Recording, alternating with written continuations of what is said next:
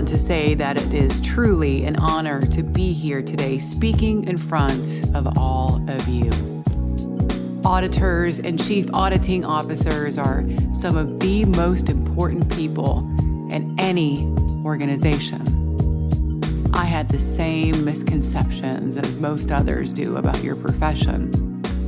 Many of you actually who are in this room and really diving deep into what it is you do, I have come to truly believe that you are all superheroes. All day today, in some form or another, you've all been talking about what I call are your auditor superpowers. Integrity, courage, critical thinking, emotional intelligence, honesty and transparency, confidence. You have high ethics. Your problem-solving abilities are off the charts, and you are all trusted advisors. These are skills that you have to master just to be considered to be great at what you do. Are you practicing the same superpowers at home? When is the last time you did an internal audit on yourself, of your life? Because today we are going deep. So I have racked my brain trying to come up with the ultimate question that I could ask all of you so that you can discern whether or not you are living in your truth. And I think that I have done it. It's how you answer this one question. Does this outfit make my butt look big?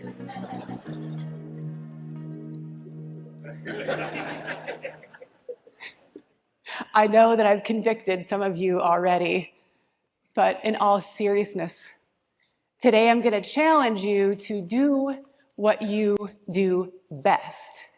But this time, I want you to turn the lens inward and audit yourself. So let's start with the first superpower, integrity. Auditors are the guardians of integrity, and every day at work, you help ensure that the organizations that you work for and with operate honestly and ethically. You use this superpower every day. But in your personal life, are you holding yourself to those same high standards?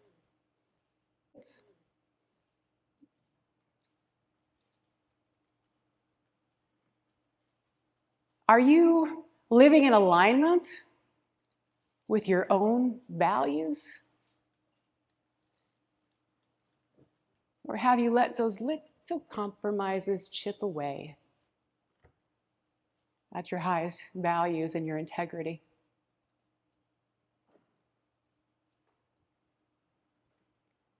What is one area of your life where maybe you're not in alignment with your highest values?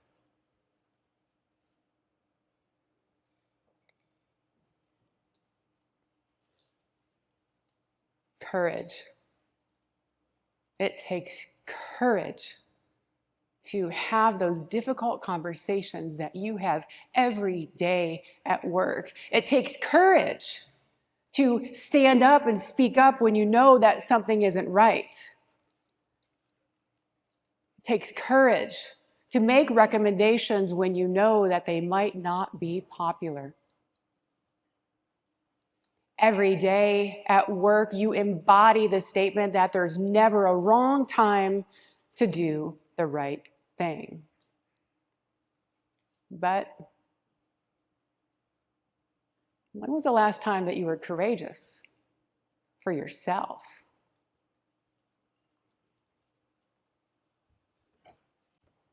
Do you have the bravery to admit when something in your own life isn't working?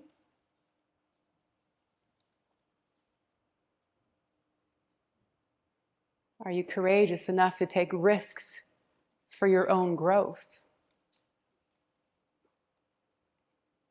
To have those hard conversations in your personal life like you do at work.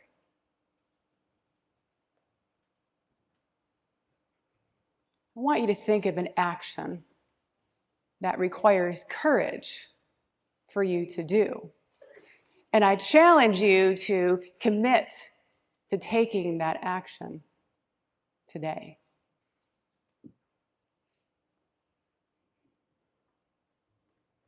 Critical thinking, another one of your superpowers.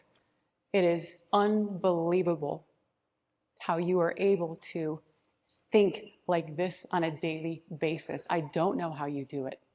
You have the ability to take different parts from different things and put them all together and think through it at work.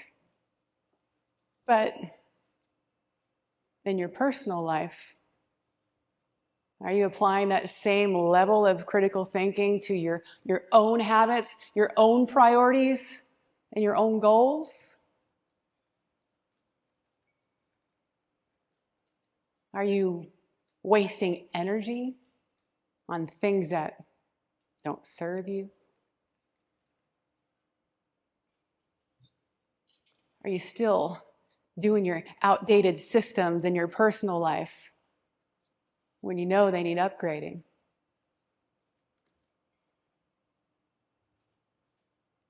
What is one area of your life that could use the same level of critical thinking that you bring to your job every day?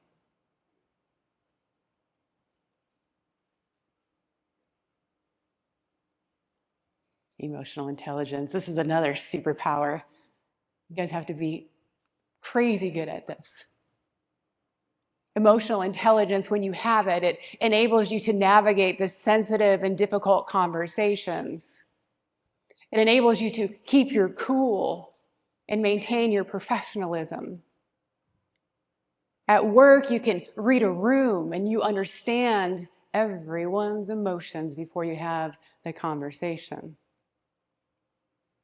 But in your personal life, are you even self-aware?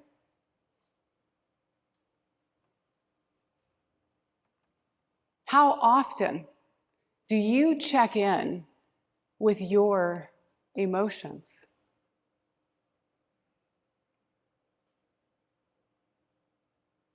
Are you regulating your emotions, or are you just pushing through that stress and burnout?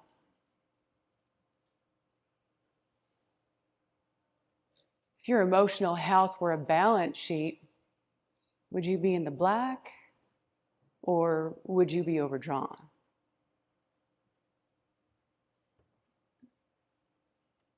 Honesty, transparency. At work, in your careers, you seek to uncover the truth. And you hold others accountable every day for honesty and transparency. But in your personal life, are you being honest with yourself?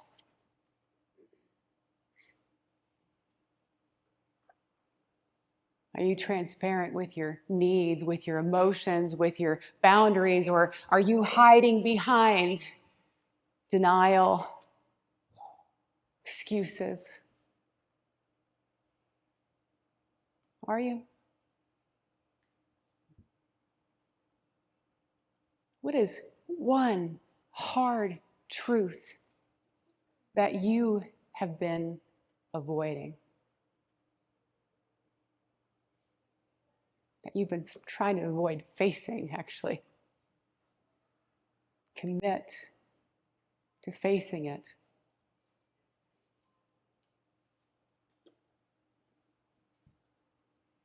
Confidence, right? In confidence, you stand firm in your judgment.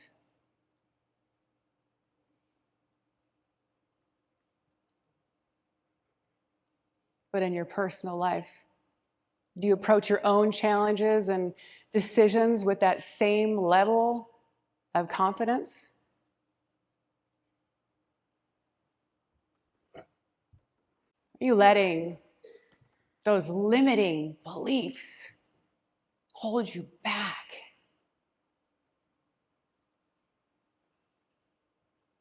Are you secretly telling yourself, I'm not good enough, I'm not smart enough, I'm not strong enough, I can't change?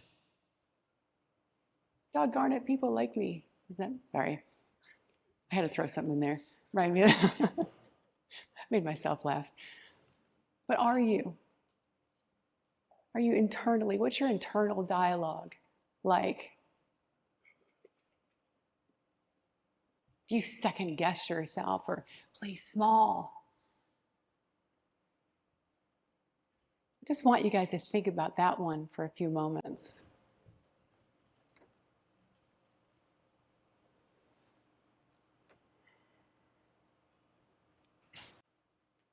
The superpower. At work, you love to learn. You read everything you can, learn everything about everything that you're auditing, like your love for continuous learning, for self-improvement at your job, I know is very high, and it's a beautiful superpower to have. You're always learning, makes you more effective, keeps you sharp at your job. But what about learning about yourself? When is the last time you actually spent intentional time with yourself? Intentional time spent not just reacting to life, but spending that time proactively working on your own growth, yourself.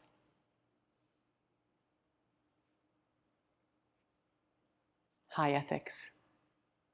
This is another one. It's the cornerstone, right, of what you do.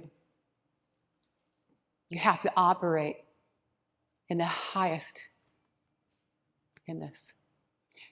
You hold others accountable for their honesty and transparency. And you help not only yourself, but the organizations that you work for operate in that same way. But at home, are you staying true to your priorities? Or are you letting that work stress or all those distractions pull you off course?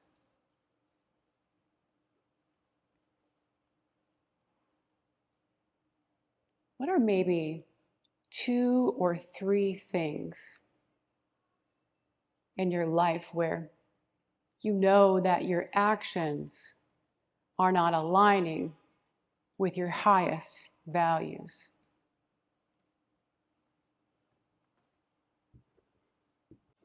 You're also masters at problem solving.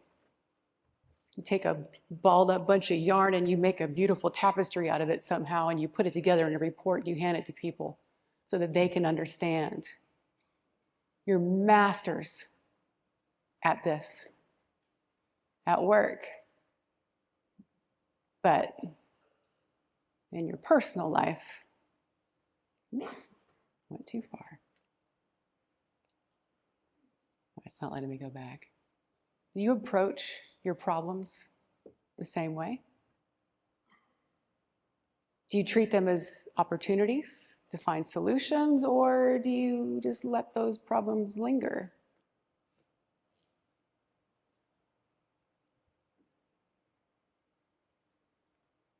I challenge you to think again of something in your life, a personal problem that could use the same level of problem solving as you bring to your job every day.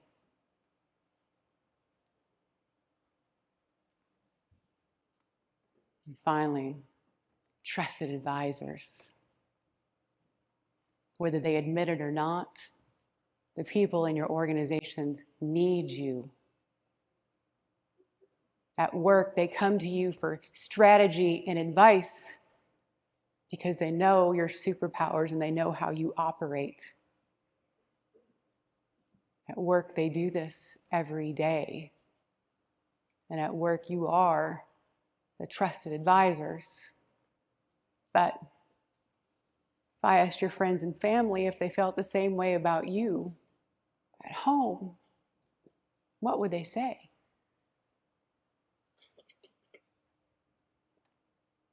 Are you a trusted advisor of yourself?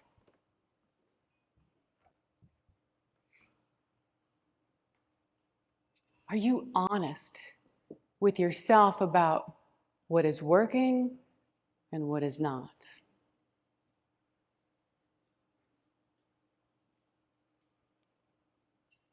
Imagine what your life would look like, what your life would be like if you applied your auditor superpowers to your personal life. That starts with the courage to recognize what needs to be changed, to have those hard conversations, the critical thinking, making sure that you're in alignment with your highest values, and all the things that go with it. But when you start taking those steps, it will lead to a life as balanced and resilient and incredible as the organizations that you all serve.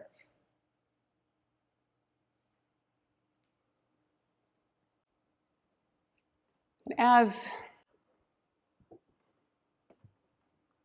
not going to say I'm closing today, but as I close today, because it's going to be a story, I want to share with you a story about an internal audit that I did. And it's a story of me having cancer. I promise it's not a downer, okay? What if I told you that cancer is the best thing that ever happened to me? And I actually wouldn't even be alive right now if I didn't have cancer back then, but that's a whole nother story. Growing up in a one and one when he wasn't drunk household, the only thing that I knew when I was a little kid is that I wanted to be successful so that I could leave. My original plan was to be a doctor. But like most things when we're kids, doesn't exactly work the way we think. That's how y'all became auditors, right?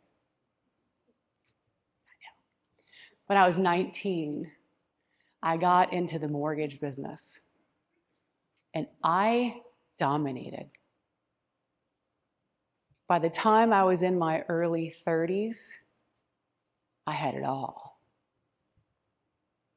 I look like this, but maybe 30 pounds heavier, but you get the point. I was a high producer. I was making high six figures, and I could buy and do whatever I wanted to.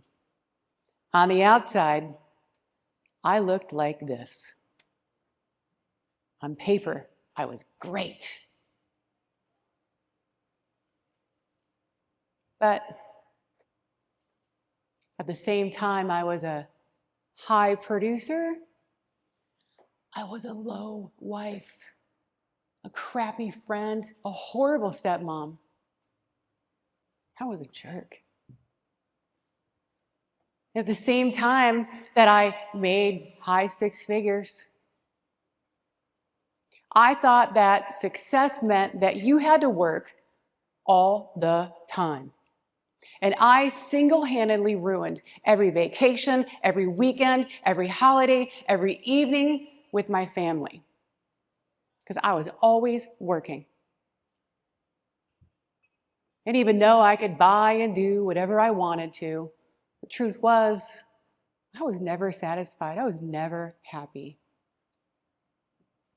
In reality, I look great on paper, but this is really what I was like at home. It's true. Kind of look like that in the morning sometimes too, but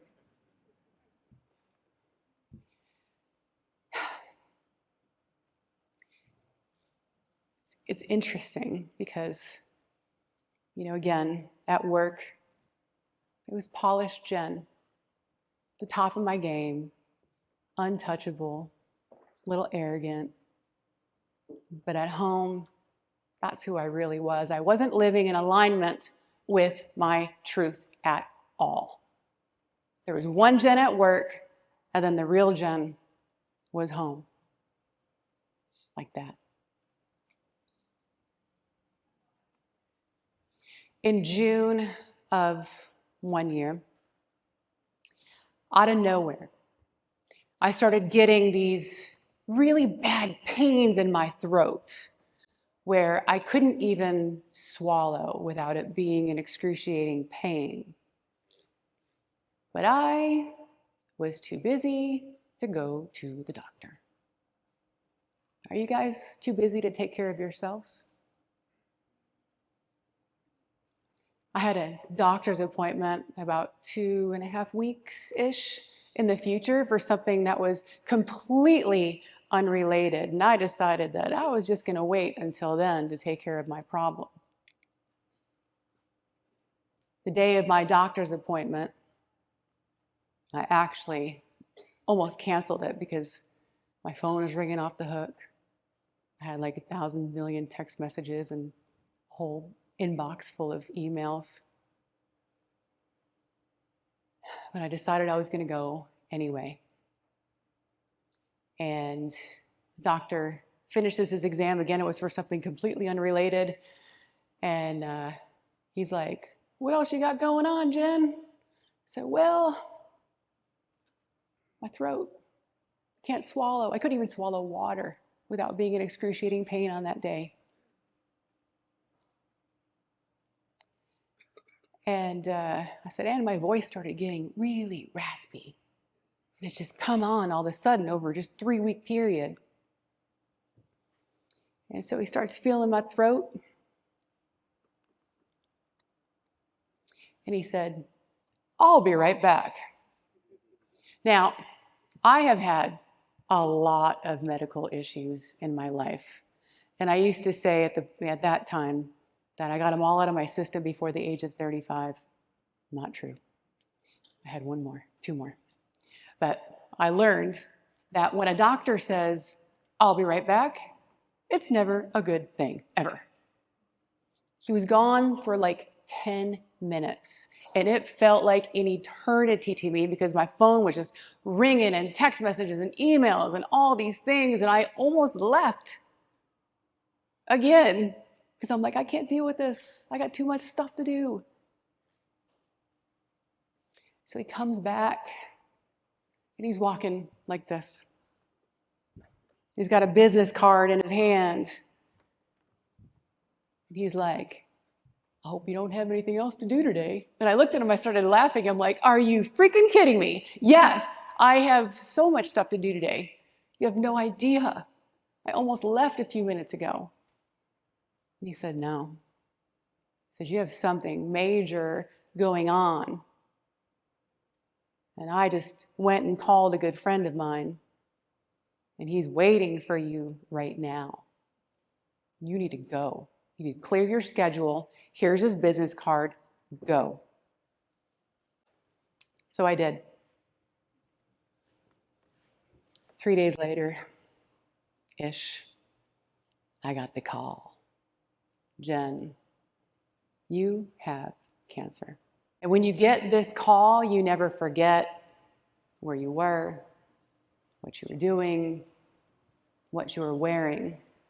And you also know that life as you know it is never going to be the same. And that day, when I got that phone call, I was working from home. I was sitting in my office. I had just finished a loan application. And picked up the phone, he told me, and I had a tear run down my cheek and it hit the loan application. And I saved that loan application, by the way. But the tear was not for what you think it was. I was pissed. I did not have time for cancer. I didn't have a choice. I was in a fight for my life. Found out that I had a very aggressive form of cancer that could take someone out in a matter of weeks instead of months or years. And that I was to have surgery in just a couple of days so they can try to remove everything. So I had my surgery. Side note story, I woke up and I thought I was cross-eyed for some reason. Weird. I wasn't. But had my surgery, and I wasn't allowed to take any medicine to regulate my metabolism or anything like that. And I had to go through months of radiation and then a radioactive treatment at the end. So during this time, I was a mess, and I also had gained 100 pounds. I don't know if anyone's gained 100 pounds in just a couple of months, but it's pretty tough. It was tough. And I was determined that when I got better, that I was not going to let cancer define the rest of my life. That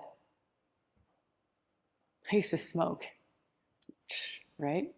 To drink too much, smoke too much. I never watched what I ate. I never worked out. I didn't take care of myself at all. And I was determined that when I got better, especially after I had gained all that weight, that I was going to completely turn my life around. And so I started watching what I ate, and I didn't feel comfortable going to the gym. So I started walking. And then walking turned into hiking. And if anyone read my bio, you know I climbed Mount Kilimanjaro a couple of years ago. So it started this beautiful journey into something that I had no idea was even inside of me. It took me 3 years to lose the weight, but it eventually came off. And the doctors actually said that I would always be overweight. And I'm so happy I did not listen.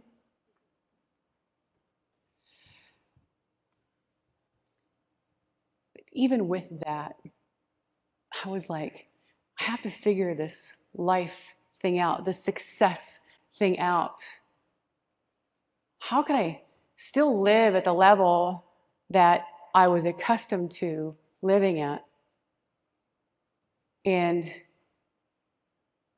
not be so disparate of who I was one way at work and home? And I figured it out. I changed 3 things. 3 things. And when I changed these 3 things, I went from being a high producer to being the highest producer. One of the top in the nation, definitely the top in San Antonio. And I went from making 6 figures to 7. And I went from ruining every single vacation and holiday and Christmas and everything to enjoying every weekend, every evening, every holiday, and actually going on vacation where I did not work. You guys want to know what I changed? I'm going to tell you. First thing is I established a morning routine. The old Jen would get up at 7:30, rush into chaos, no plan, and then always say I was going to work out after work, and then I never did because I was exhausted. So I started getting up at 4:30 in the morning. Get up at 4:30, I would have a nice leisurely cup of coffee. My husband and I would read and pray together, do a devotional. I would then journal, write. I would work out, meditate, and then I would take my sweet old time getting ready for work. So before I even went to work, I already had 5 hours of Jen time where I took care of myself first, my emotional health. Because I realized that I took care of all these people, and that was me on the inside because I didn't take care of myself at all. According to Harvard Business, 94% of high achievers have an established morning routine. But what I hear from a lot of people is, yeah, I get up early and I start working at 6 a.m. I'm like, what are you doing? No, you're missing the point. It's not for you to start working earlier. It's for you to take the time for yourself, for your own mental health, for your own well-being, for your own physical health. In my days of waking up and chaos and running around like a crazy person, became days of calm and clarity and direction. And when I worked, I was laser focused on work because I was able to already take care of all those things. So if you don't already have an established morning routine where maybe you're getting up just a little bit earlier than the kids or even your spouse, to take the time for yourself, I challenge you to do that because I will tell you it will change your life. And you will get more work done in your day than before because of how focused you become. It's incredible. The second thing I started doing is I started saying no. Why are we so afraid to say no? I realized that I was like this people-pleasing, always saying yes to everything because I felt guilty for saying no to someone's face. Someone asked me to do something at work. Oh, yeah, I'll do that. You stay late. Okay, I'll do that. Oh, I'll take your loan application at 10 o'clock at night. And then I would sit there and be like, why in the heck am I doing this? I started saying no. I realized how many things, I actually want you to think about this too. How many things do you say yes to? And then you're like, why in God's name did I say yes? Because you hate it, you resent it. So I started saying no. And all of a sudden, I had a ton of free time. And I didn't do all the things I didn't want to do. It was beautiful. And like one of my favorite things to do that I started doing, I'll share one of my secrets with you, is that when someone asked me to do something, instead of giving them an answer,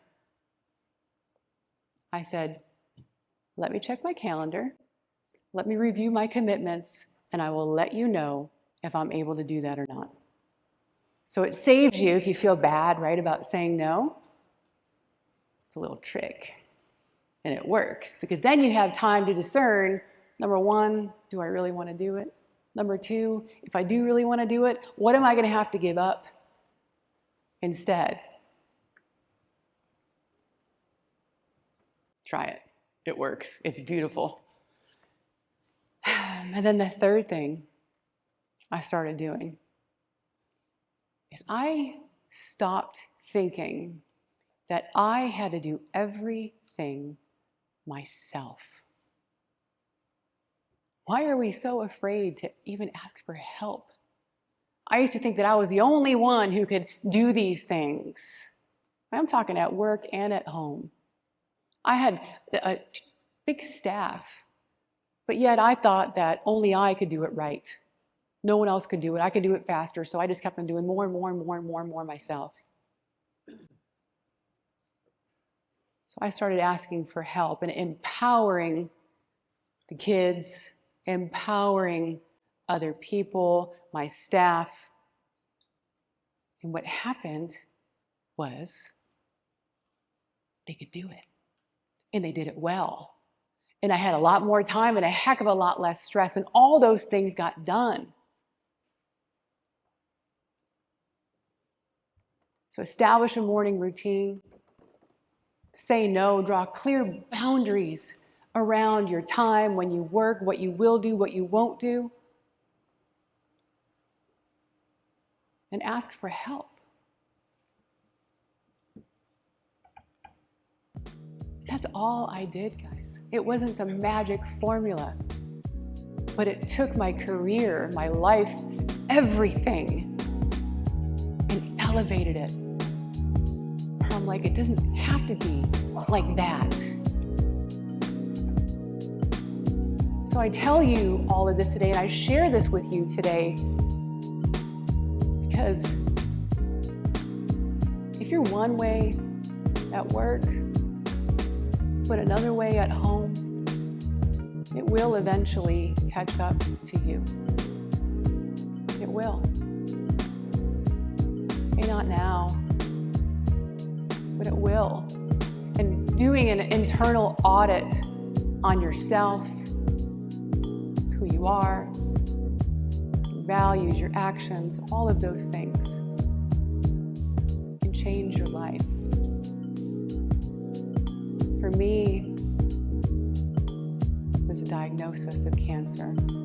For you, it could be the loss of a job, the loss of a loved one, or maybe even a diagnosis yourself. Don't wait until it's too late. I want all of you to live your life like your souls are on fire. Because if I can do it, so can you. I'm Jen Guidry. Thank you for your attention today, and have a blessed rest of your evening.